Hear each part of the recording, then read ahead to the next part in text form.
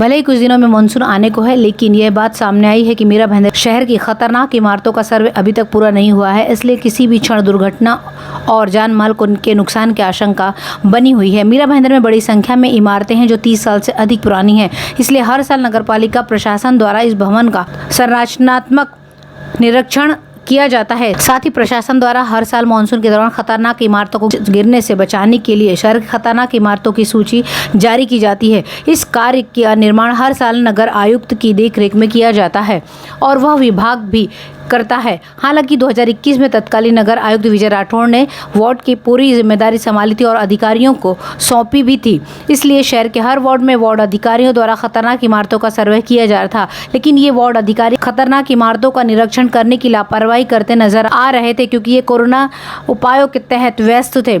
मीरा भाईंदर में कुल 6 वार्ड कार्यालय हैं। इसमें 30 वर्ष से अधिक पुरानी इमारतों को नोटिस जारी करने में एक नई संरचनात्मक जांच रिपोर्ट का आदेश दिया गया है। अब तक कुल 4 इमारतों को खतरनाक घोषित किया गया है, क्योंकि केवल वार्ड कार्यालय 3 का सर्वेक्षण ही पूरा किया गया है। हालांकि शहर की सबसे खतरनाक इमारतों की सूची जारी करना मुश्किल है, क्योंकि अन्य वार्ड अधिकारियों का काम अभी तक पूरा नहीं हुआ है। ऐसे में शहर के भाईंदर पश्चिम स्थित शिवम सहकारी इमारत के गिरने से शहर में तबाही मची, जबकि खतरनाक इमारतों के निर्माण में देरी हो रही थी, जिसमें किसी भी वक्त कोई बड़ा हादसा हो सकता है और जान जा सकने की आशंका भी बनी हुई है। मीरा भाईंदर शहर में अब तक पुनर्निर्माण की उदासीन नीति खतरनाक घोषित हुई है। 170 इमारतों को पालिका ने ध्वस्त कर दिया है। हालांकि इनमें से कई इमारतों का पुनर्निर्माण रुका हुआ है। इसका मुख्य कारण ध्वस्त इमारत में उपयोग किए जाने वाला विशाल कालीन क्षेत्र। शहर में 30 वर्षों से अधिक समय से बड़ी संख्या में इमारत सैकड़ों परिवारों का घर है, इसलिए नागरिक लगातार खतरनाक इमारत के पुनर्निर्माण का रास्ता साफ करने की मांग कर रहे हैं। महाराष्ट्र विधान मंडल का हर सत्र मीरा भाईंदर शहर में खतरनाक इमारतों का मुद्दा उठाता है, लेकिन सम्मेलन खत्म होने पर इस सवाल को फिर से नजरअंदाज कर दिया जाता है। सरकार की इस सुस्त नीति के कारण आज कई नागरिकों का जीवन अधर में लटक रहा है। बेघर होने के डर से इमारत खाली करने से इनकार कर रहे हैं। अतिक्रमण विभाग प्रमुख नरेंद्र चौहान ने कहा है कि वार्ड अधिकारी खतरनाक इमारत का सर्वे कर रहे हैं। इनमें से कई वार्ड अधिकारियों ने अपना काम पूरा कर लिया है और खतरनाक इमारतों की सूची जारी कर रहे हैं।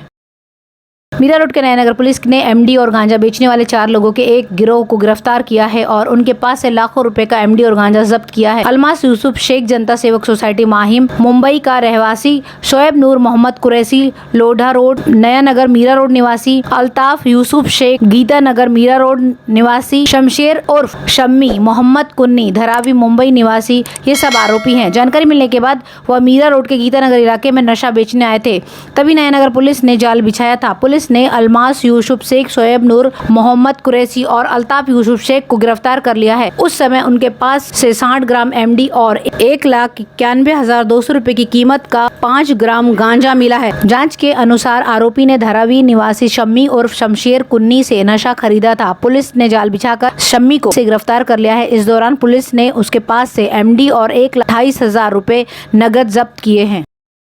मीरा भाईंदर नगर पालिका से डॉक्टर भारत रत्न बाबा साहब अम्बेडकर और रमाबाई अम्बेडकर के प्रवेश द्वार पर काम 2 साल से अधिक समय से ठप है। चौंकाने वाली बात यह है कि ठेकेदार को वर्क ऑर्डर देने के बाद भी ठेकेदार काम नहीं कर रहा है, जिससे प्रशासन बेबस है। मीरा भाईंदर शहर के काशी मीरा क्षेत्र में, जनता नगर क्षेत्र में डॉक्टर भारत रत्न, काशी गाँव क्षेत्र में बाबा साहब अम्बेडकर और रमाबाई अम्बेडकर में 2 प्रवेश द्वार स्थापित किए गए हैं। हालांकि इन प्रवेश द्वारों को बनाने का निर्णय प्रशासन द्वारा लंबे विलंब के बाद लिया गया था, इसलिए इस काम के लिए टेंडर जारी किया गया था और ये काम को रॉयल एंटरप्राइजेस को सौंपा गया था। लेकिन 2 साल बाद भी यह पाया गया है कि ठेकेदार द्वारा अभी भी ये काम नहीं किया गया है। ठेकेदार ने काम रद्द करने के लिए नगरपालिका को पत्र दिया था, क्योंकि इसमें काम करते समय तनाव पैदा हो रहा था। मेयर ज्योत्सना हसनानी ने कहा है कि ठेकेदार को आवश्यक अनुमति और सुरक्षा देने के बाद भी वह काम नहीं किया है, इसलिए ज्योत्सना हसनानी ने मांग की है कि उसे ब्लैक लिस्टेड कर दिया जाए।